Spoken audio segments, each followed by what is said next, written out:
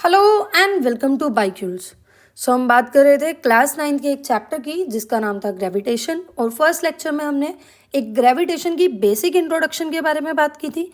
आज के लेक्चर में जो हमारा टॉपिक है वो है यूनिवर्सल लॉ ऑफ ग्रेविटेशन। अगर मैं एग्जाम पॉइंट ऑफ व्यू से बात करूं तो ये टॉपिक काफ़ी इंपॉर्टेंट है। हर साल क्वेश्चन पेपर में आपको ये क्वेश्चन ज़रूर मिलेगा, derive universal law of gravitation.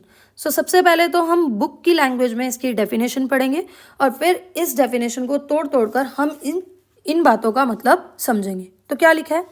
Every object in the universe attract every other object with a force that is directly proportional to the product of their masses and inversely proportional to the square of distance between them. I know कुछ भी समझ में नहीं आया, पर देखो अब देखते हैं। ये जो बुकिश लैंग्वेज है ये कह रही है कि इस यूनिवर्स में कोई भी ऑब्जेक्ट है वो दूसरे ऑब्जेक्ट को अपनी तरफ खींच रहा है, यानी कोई भी ऑब्जेक्ट है वो दूसरे ऑब्जेक्ट के ऊपर एक फोर्स ऑफ अट्रैक्शन लगा रहा है। और वो ये कह रहा है कि ये force of attraction directly proportional है इन दोनों ऑब्जेक्ट के मासेस के प्रोडक्ट के इक्वल। यानी ये जो एफ है, फोर्स ऑफ अट्रैक्शन है, ये डायरेक्टली प्रोपोर्शनल है दोनों ऑब्जेक्ट के मासेस के बीच में। कंसीडर करो ये ऑब्जेक्ट ए है और ये ऑब्जेक्ट बी है। ए का मास है m1 और बी का मास है m2। तो उन्होंने कहा ये जो फोर्स है ये डायरेक्टली प्रोपोर्शनल है इन दोनों मासेस के प्रोडक्ट के, यानी m1 और m2 के प्रोडक्ट के ये डायरेक्टली प्रोपोर्शनल है। इसको मान लिया हमने इक्वेशन 1। यहाँ से हमारी फर्स्ट लाइन कंप्लीट हो गई, that every object in the universe attract every other object with a force that is directly proportional to the product of their masses. Second line में वो ये कह रहा है and inversely proportional to the square of distance between them. अब ये जो दो ऑब्जेक्ट्स हैं ए और बी, इन दोनों के बीच में जो डिस्टेंस है, लेट्स कंसीडर वो डिस्टेंस है डी। अब ये डेफिनेशन हमें ये कह रही है कि ये फोर्स इनवर्सली प्रोपोर्शनल है इन दोनों के बीच में डिस्टेंस जो है उसके स्क्वायर के। इसको हमने मान लिया इक्वेशन 2। आई होप आपको डायरेक्टली प्रोपोर्शनल और इनवर्सली प्रोपोर्शनल का मतलब पता होगा।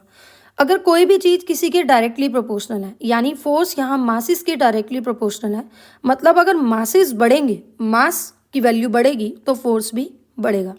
और अगर कोई भी वैल्यू किसी चीज़ के इन्वर्सली प्रोपोर्शनल है, जैसे यहाँ फोर्स डिस्टेंस के इन्वर्सली प्रोपोर्शनल है, मतलब अगर डिस्टेंस बढ़ेगा तो फोर्स घटेगा। आई होप आपको ये बात समझ में आ गई होगी।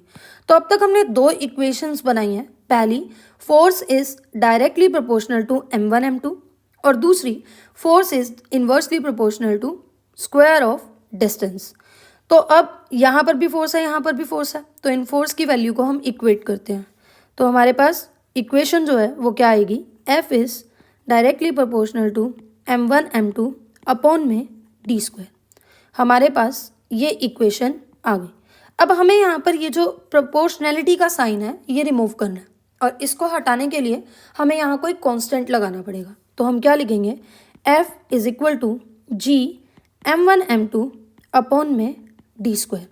अब यहाँ g क्या है? तो g यहाँ पर एक कांस्टेंट है जिसको हम क्या बोलेंगे? Universal gravitational constant.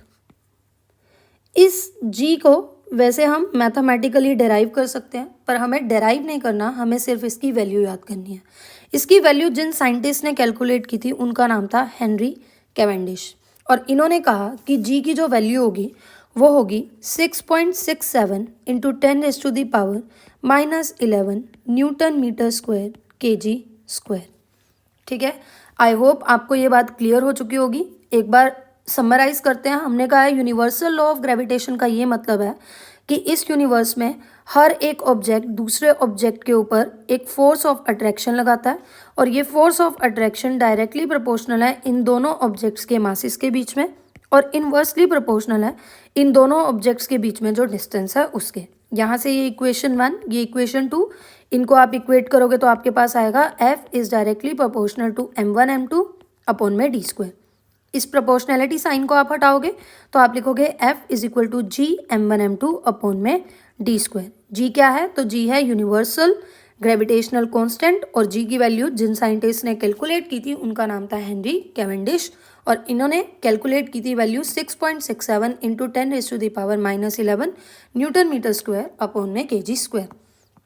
अब यहाँ से आपके पास क्वेश्चन आ सकता है that derive the SI unit for gravitational constant, G की एसआई यूनिट निकालो। तो कुछ नहीं, बहुत सिंपल है, आप ये फॉर्मूला लिखो F is equal to G m1 m2 upon में डी स्क्वायर। अब आपको जी की यूनिट निकालनी है ना, तो जी को यहाँ छोड़ दो और बाकी सबको दूसरी साइड ले जाओ, यानी F ये डी स्क्वायर यहाँ डिवाइड में है तो यहाँ मल्टीप्लाई में, ये m1 m2 यहाँ मल्टीप्लाई में है तो यहाँ डिवाइड में, इज इक्वल टू जी। अब आपने लास्ट चैप्टर में पढ़ा होगा कि एफ की जो यूनिट होती है वो है न्यूटन, डिस्टेंस की जो यूनिट होती है मीटर, डिस्टेंस स्क्वायर में है तो मीटर स्क्वायर।